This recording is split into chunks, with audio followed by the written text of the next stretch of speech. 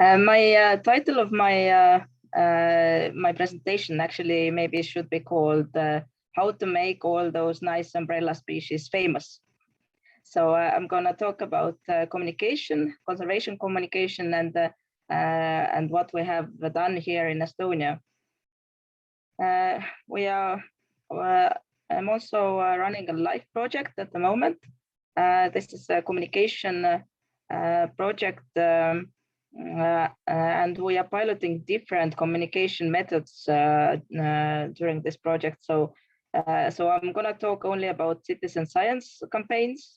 We did two, but actually during this project we have been piloting different other communication methods. Also, we've been doing local community events, study tours, and communication training. So if you're interested in some other topic in conservation communication, then keep me posted. But at the moment, I'm going to tell you about these two citizen science campaigns that we did during this project. As a preface, before I'm going to dive into the lichens and the forests, I just wanted to show you that a couple of years ago we did a citizen science campaign that was called "Looking for Cosleeps," and the aim was to bring people to meadow habitats to look at the umbrella species and habitat fragmentation, and be part of the conservation science on meadows. The piloting in Estonia went really well. So we also tried it in Latvia, and now University of Tartu is leading this project and already several years. So when you're interested in taking part of the meadow citizen science campaign, then in 2022, so next spring, you can log into cosleeps.science and also do the observations of cosleeps. So it's now pan-European citizen science initiative, and thousands of people take part and look at the plants and send the scientists the observations.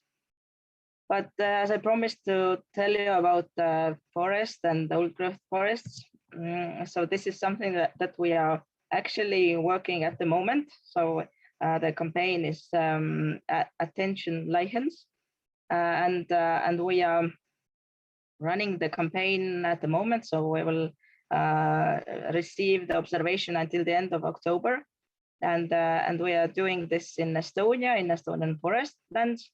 And we ask people to go to forests and also to clear cut sites of forests. So they ask them to take pictures of lichens on the tree trunks and send these to us.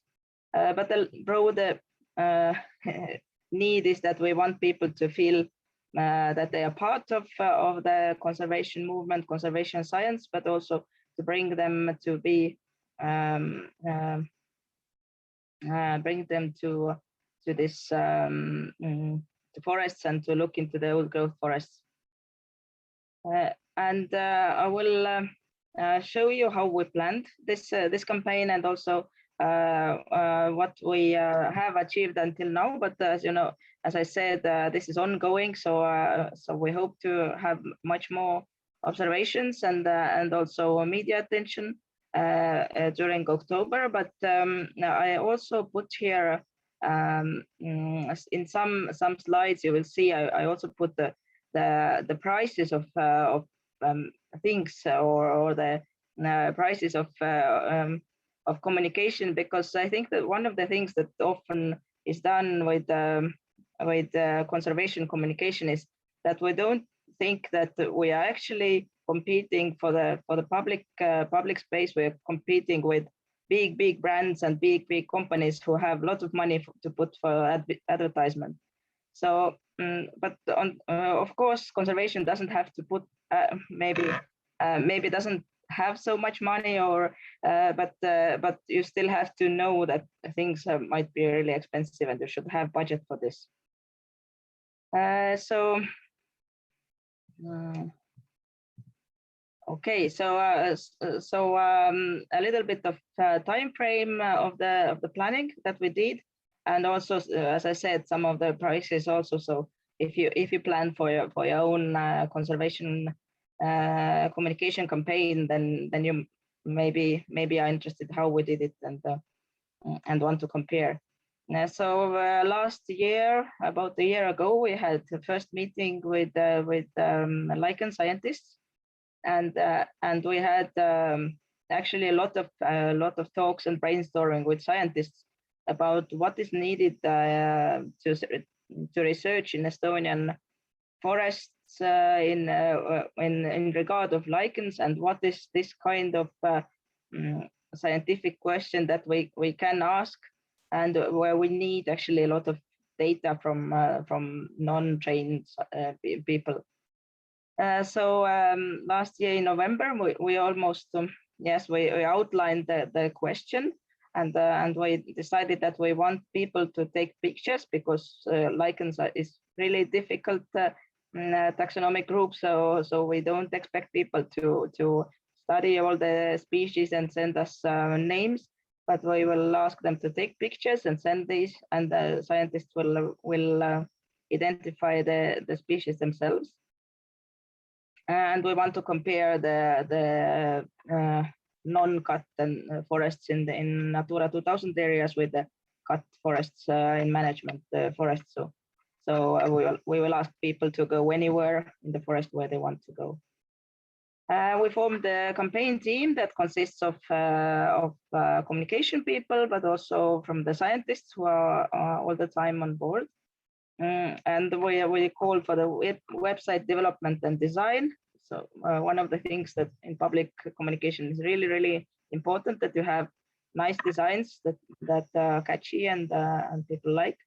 And also we call for campaign video filming, because you need a lot of video material and these to be appealing for people.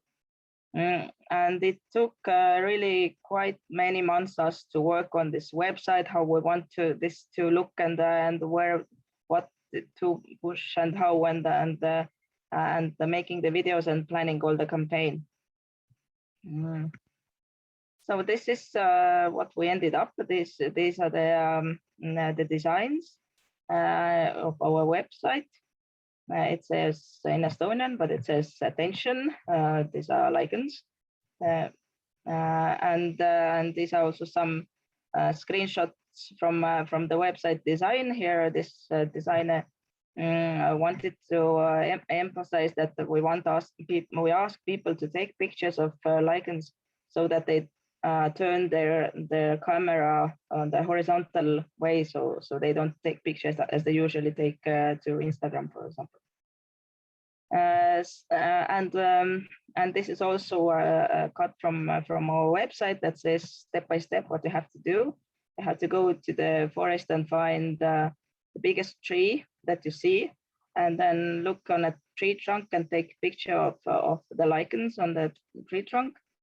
Then you have to fill in the questionnaire. You have to say where you are and how big is the tree and what species is the tree, if you know, and send these observations. And also these pictures here are from the screenshots from the video that we did. So this tutorial is also on the web video. You can see how to do this. And we wanted the campaign to be as responsive as possible. So everyone who goes there and does this observation, they also get to their own email what they did, their picture, but also we were not sure if we can answer to every person. So I didn't know how many people and how many observation will be. But we did a gallery to our website so that the scientists, they take the pictures of that are sent to us, and they comment on these pictures and say which species are there, and what to look for when the other people are going to do the observations. And we also, if there are people who send really many observations or seem to be really interested, then we also reply to them by email. So we really try to reply as much as possible to the observers. Okay, so how is the campaign going? So the website was released in June, a little bit later than we planned. So we were a little bit late with our communication and the start, and people already went to the holidays. And but we had poster advertisements to people who drive out of Tallinn. So when they drive out and they see the advertisements that go to forest and take pictures. We had social media ads. We released the videos in YouTube and also had the press release. So the press would take up this topic during the summer. So also during July, we tried to be more in radio because people are not so much in the office, and then also at home they don't watch so much TV, but also they are driving a lot and listening to radio. So we had radio ads and tried to give as much radio interviews as possible. Also sent out the press release when we had first 100 observations that okay, this is going on very well. People just come with us. In August, we sent out emails to all the schools and teachers that September is coming, and if you want to do this with your school children, then this is the possibility now to start planning. We also went out quite a lot of youth camps and also to teachers summer schools, so to show the lichens. Also, we sent out the Russian-speaking press release, and we have also all this website is in 2 languages, in Estonian and in Russian. So Russian-speaking people also can take part. And now in September, when the school started and we anticipated a lot of school interest, we also had a media campaign that we had. We printed media ads in first on the main pages of big newspapers, wrote articles and they gave the TV interviews, and also we started with YouTube promoted videos. So also you have to plan that.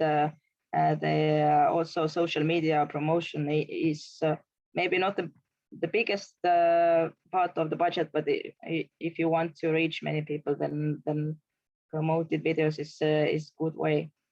And we also have some new plans for